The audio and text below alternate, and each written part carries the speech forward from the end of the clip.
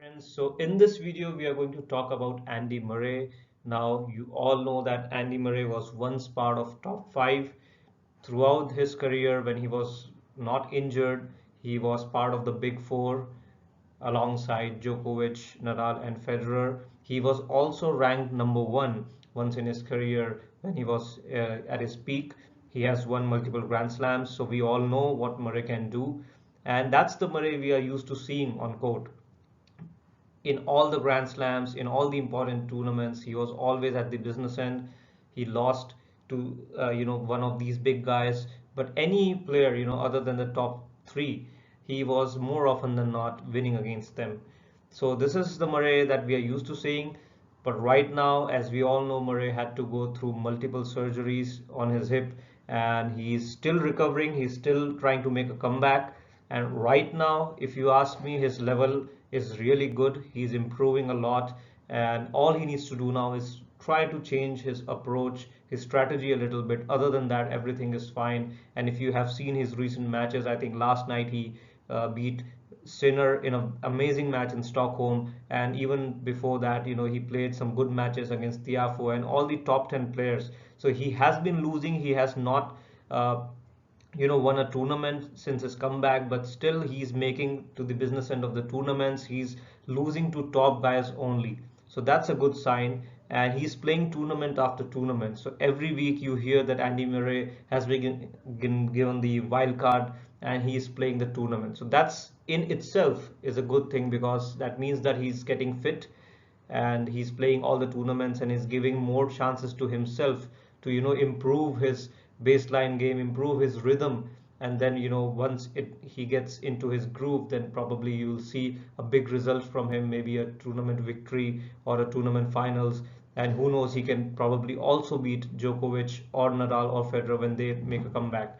So that's what we are going to discuss today in this slide.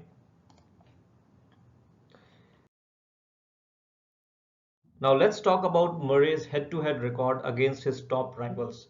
Now, as one would imagine that he would have an inferior record when you compare him to Novak Djokovic, Federer, or Nadal. But if you see the record, it's not that bad. I mean, against Djokovic, he has been able to win around about half of the matches, so it's 11 wins to 25 losses. Then against Federer, it's quite close, as you can see, 11 wins and 14 losses. Against Nadal, again 7 wins. So he has got good amount of victories, good number of victories against the top players. And then if you talk about the other players, other than Djokovic, Federer, and Nadal, if you talk about Stan Wawrinka, Murray holds a winning record against Berdych, against Tsonga, all the great players of his time when Murray was at his peak, and those players were also playing well, like Silic. So you can see against most of these top players, Murray has a winning record, even against Del Potro.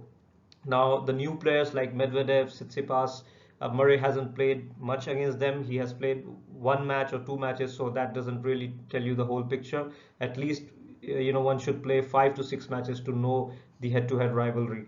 And so that is, you can see on the screen, I mean, the record is really good from Murray's perspective. And even though we are used to seeing Djokovic, Federer, and Nadal win all the Grand Slams, but if they are not there by any chance, or if they are not playing well, then it was always Murray who was backed up to win the Grand Slam, and that is why he has been able to win multiple Grand Slam titles as well.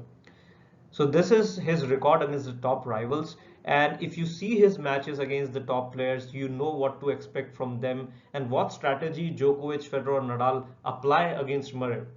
So we'll try to talk about that as well, and we'll see a few clips, trying to showcase how Murray should exactly play to beat these top guys, and we'll have the examples from the Grand Slams where he has actually done this. So let's move ahead.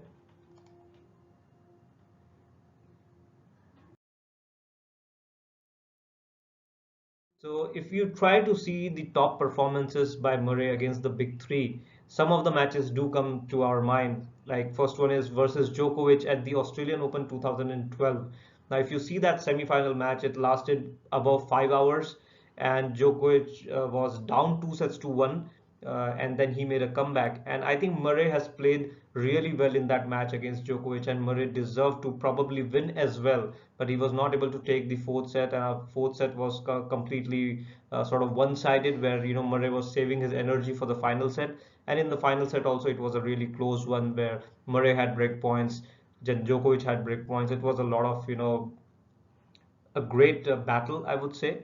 So that match, if you see, you would understand that Murray had a lot of chances, even though Australian Open is the best surface for Djokovic, but still Murray had a lot of chances, and that is just because he was playing aggressive.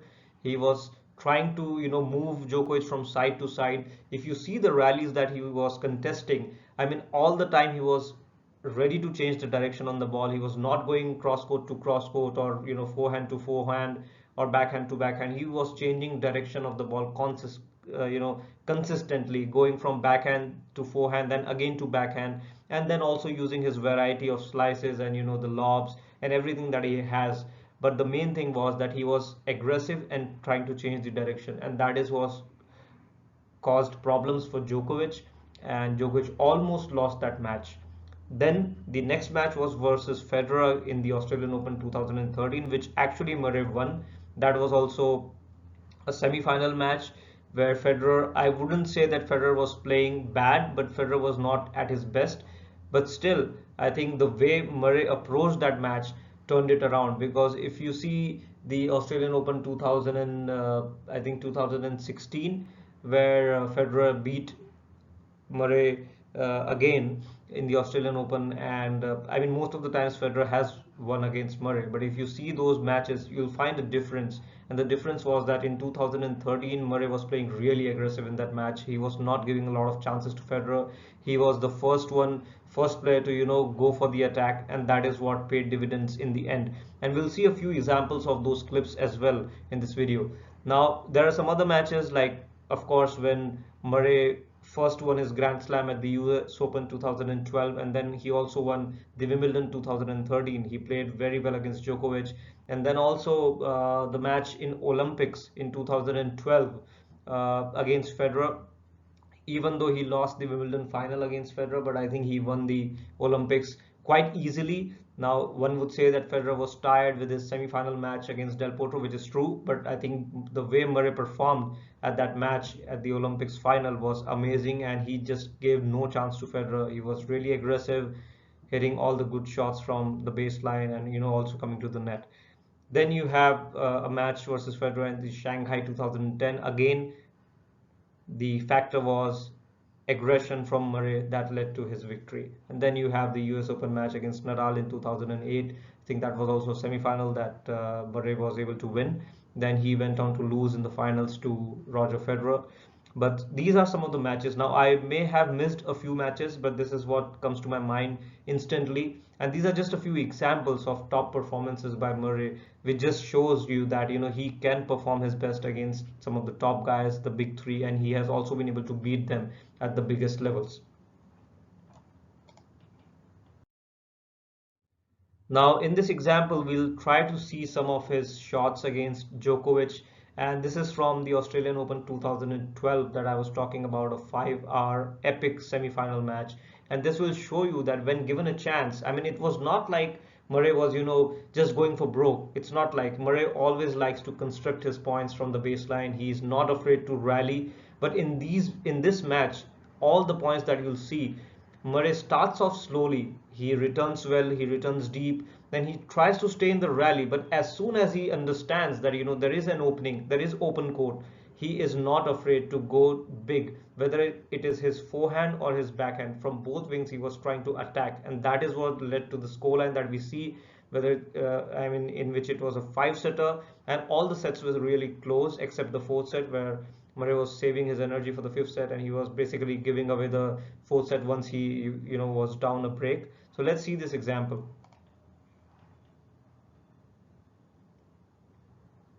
So that's a good return, decent return, and right now you can see a rally is going on.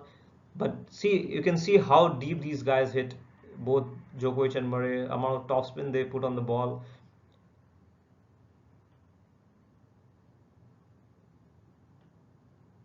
So you can see nobody is trying to just stay in the rally. I mean, even though they are rallying from the baseline, but they are playing it quite deep and quite heavy shots. And you can see he finds an opening here. And so you can see here that Murray is not afraid to play a big shot.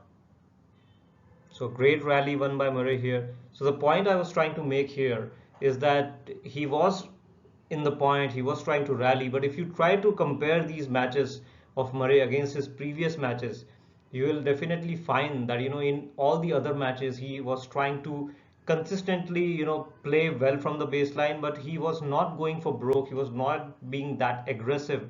And that was the difference in this match. In this match he was not afraid to play big shots, he was not afraid to go big even from his forehand, which is his slightly weaker wing as compared to his backhand. And that was the difference. He was not afraid to go big. And if you see Djokovic was at his absolute best. He was at his peak right from 2011 to the beginning and some part of 2012.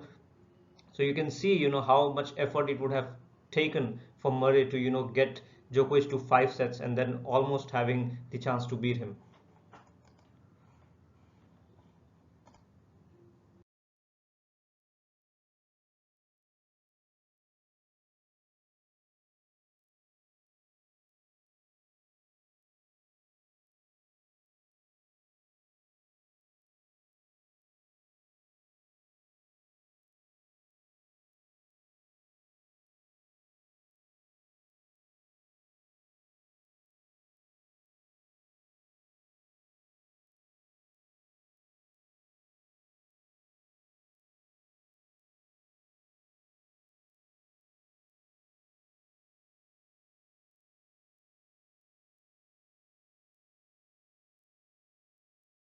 Now let's see another example.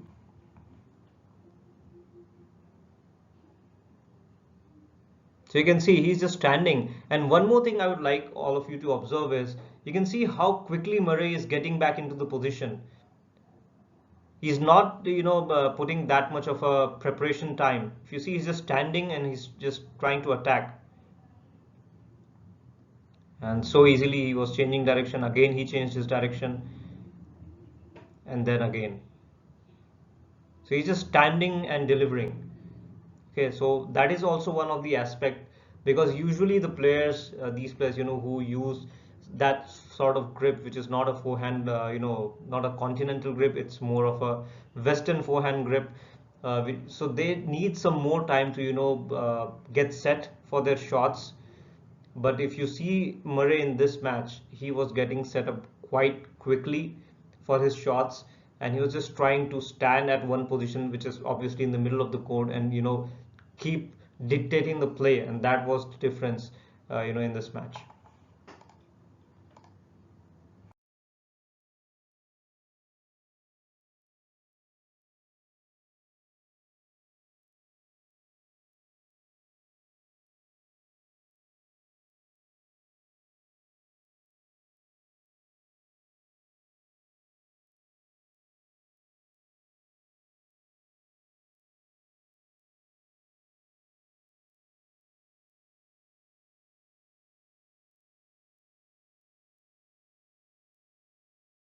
Okay, let's see another example.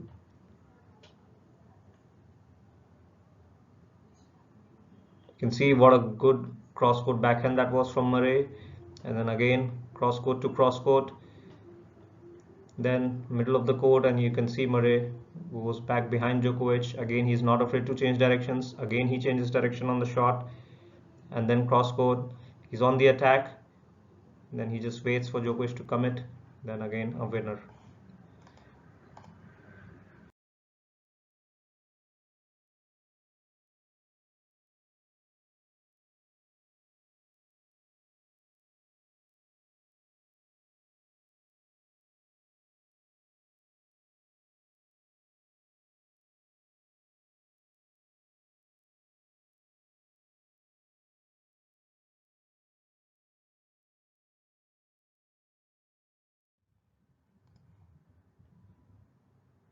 See, great return from Murray. Then another aggressive shot. Even when he's pushed back, you can see Murray is not afraid to, slice the ball, play defensive, but as soon as he gets chance, you see what a good forehand he's trying to hit, aggressive forehand,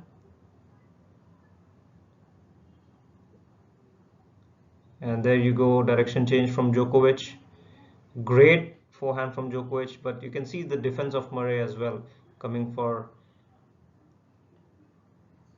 and what a great slice that was.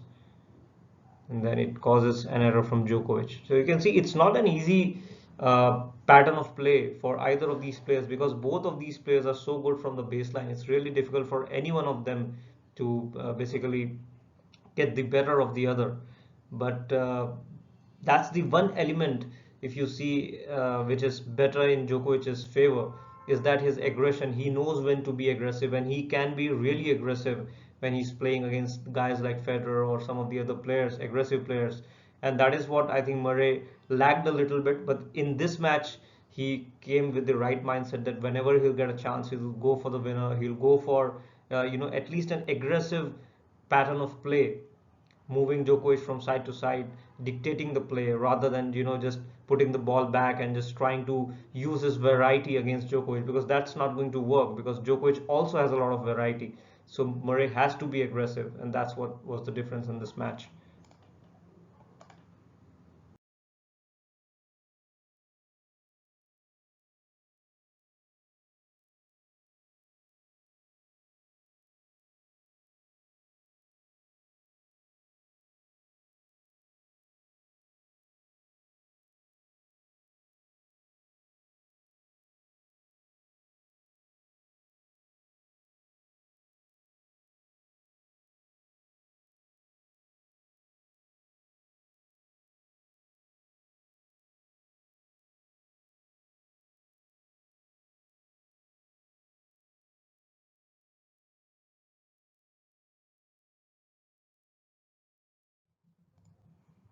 Now let's see another example here of a great rally. Now it's a tie break, a really important point. It's 5-3, and you can see how much they need to, you know, struggle to win a point against each other. What a great forehand that is. So you can see he's playing aggressive. Now that's a pressure point. It's 5-3 in a tie break. It's the third set tie break, really important set. So ideally, I mean, if you go by Murray's nature, his pattern of play would be to play defensive, try to construct a point, but not make any unforced error, not go for too much aggression. But in this point, you saw the difference. He went for two big forehands, and that's what caused him to win this point. Otherwise, Djokovic, from the baseline in the tie breaks, he does not miss easily.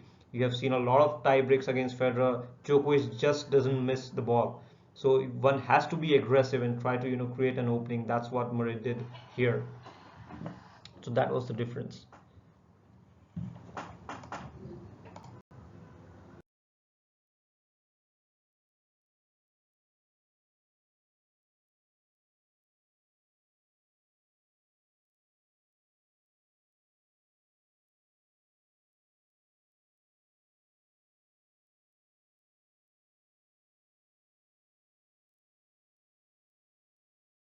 Now let's see an example here. Uh, you know, Against Federer, as I was saying that in 2013 semi-final, Murray was able to beat Federer at a Grand Slam level in the semi-finals, and this is the sort of pattern of play or the approach that Murray had. He was really aggressive, he was serving really well, and that's what amounted in this victory. So you can see Murray is trying to dictate the play. He runs around his backhand and goes for broke. If you compare this with other matches, probably Murray would have hit a slice from his backhand side and just try to continue in the point, but not here. You can clearly see that he wants to be aggressive, he wants to win the point.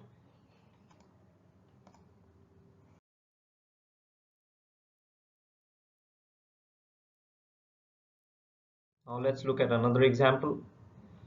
Now it's a big break point for Murray.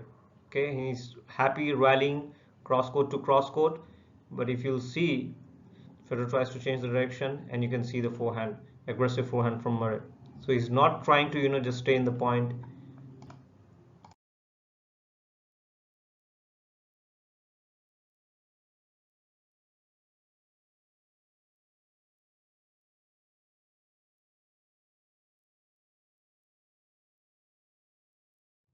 Let's see another example of his first serve. So great serving. So that's also an important factor in Murray's game. Even though his second serve is not that good, but his first serve is really good. If he gets in the groove, he can get few cheap points like he's getting here. Saves a break point with an ace. Another good serve. Then aggressive point. Good lob from Federer. And you can see Murray is on the ascendancy. He's a great player at net as well. He's not afraid to come to the net.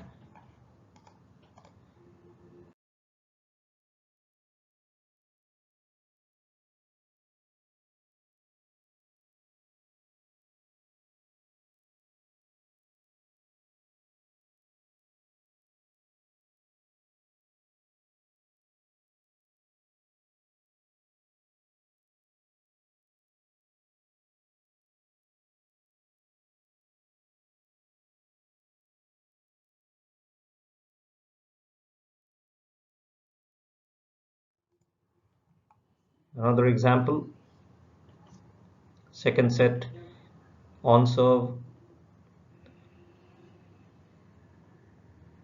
So Federer is trying to make an opening. You can clearly see because it's 5-4. Federer has nothing to lose.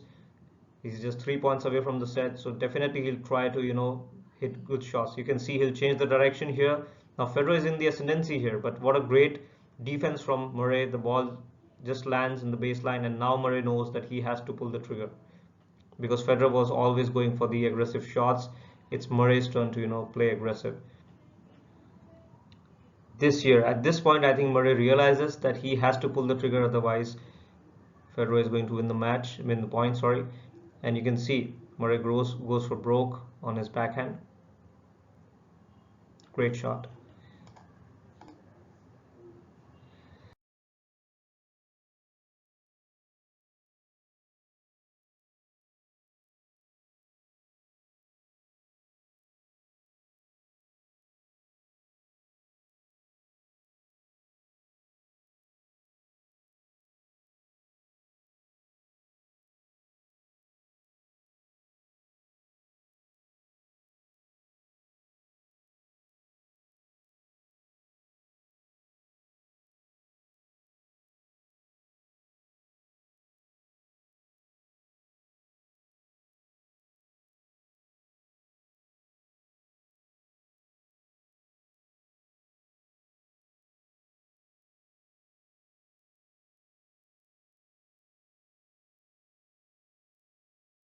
So now we have seen a lot of examples. Now I'll just try to reiterate the points that I was discussing. So Murray's strengths, as we all know, is his backhand, fabulous backhand. His first serve is really good.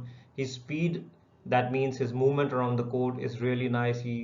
His defense is amazing because of his speed. Then he has got a lot of variety. He can hit topspin shots. He can also be aggressive at times. He is a great returner. So I missed that point here. I should have written that as well. He is a great returner of serve. So that comes in handy against all the big players, all the top players. And then his favorite shot or his best shot is the lob. He hits really great lobs, and that is why it's not that easy to finish the point against him.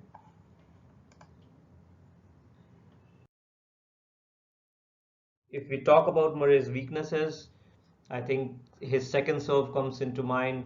He it's not that bad, but on the big points, Federer or the other top players have taken advantage of that. They are able to play aggressive, maybe hit winners of the second serve as well. So that's a place where Murray has to work somewhat, improve somewhat. His forehand, although it's not a bad forehand, it's a really good forehand. But if it's a pressure point, sometimes it goes off track. Sometimes he has that issue with the rhythm on his forehand.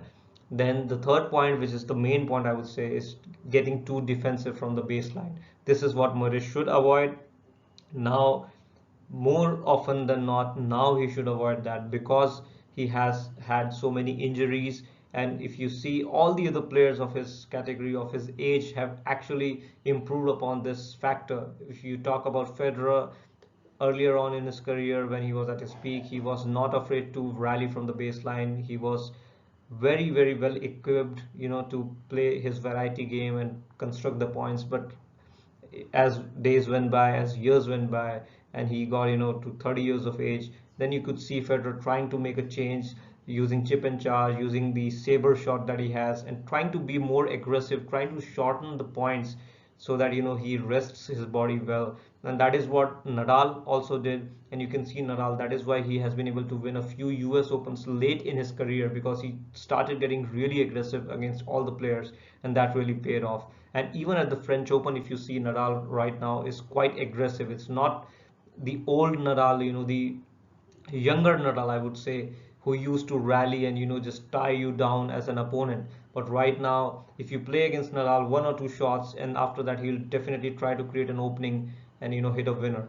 And that is where Murray also needs to think in that direction, and he can take examples of his own performances in 2012 that I just showed, and also in 2013 against Federer, and he can take a leaf out of his own book and improve upon those areas, because I think his fitness is improving day by day. His game is coming back to the level where it was. Now there's just one change that he needs to make, and that is on his approach. He needs to be more aggressive as he can be.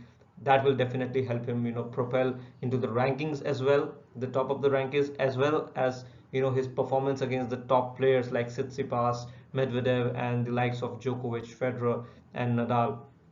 That would really help if he gets more aggressive. So Murray's way to the top, again, as we are already discussing it, he has to be more aggressive. Now, it's natural for a player, because every player has its natural ability and a natural liking, for example. So Djokovic also likes to play from the baseline. Nadal also likes to play from the baseline. Federer likes to attack, come to the net, and Murray also likes to play from the baseline. So it's not natural for him to be extra aggressive, or going to the net more often than not, trying to serve and volley. It's not natural to him. He likes to play from the baseline, but he has to understand that, like all the other players, that because of his injuries, because of the age, for example, comparing to all the other players of his era, he also has to make those adjustments now, where he plays more aggressive, even though he loses the point, but he has to go for broke, where in the past he could just rally down and tire down the opponent, or bring in his variety, which is really good to have. Now he has the variety, so let's say someday his game is not working, he's trying to fire off winners but it's not working, then he always has that backup. He has that variety game, he has that rally game, he has that topspin game. But as a start, as a first preference, he should try to be more aggressive and provide him more chances to beat the top guys. Then coming more to the net, again, that's a part of being aggressive. He has to come to the net more. If he plays a good shot, if you see his past matches, maybe he would still stay back, not that confident, getting to the net. He'll prefer to stay back and finish the point from there with a winner or a drop shot or something like that. But right now, going forward, I think he should try to come more to the net after an aggressive shot, just to check, just to see what the opponent does. And sometimes you'll win, sometimes you'll lose, but more often than not, at least his body would be saved, his fitness would be improved in that manner, and he'll get more energy, save more energy in the match, and maybe also add another dimension to his game, another strength to his game. So that is what I think needs to do. And then the improvement in the second serve, we already talked about that. His first serve is excellent, his second serve needs a little bit of more variety or improvement, so that he's able to hold his serve well from the baseline, and then put his strong backhand and strong forehand into the game more. So this is the analysis, guys. I think Murray is on his way back to the top again. He has good chances to win.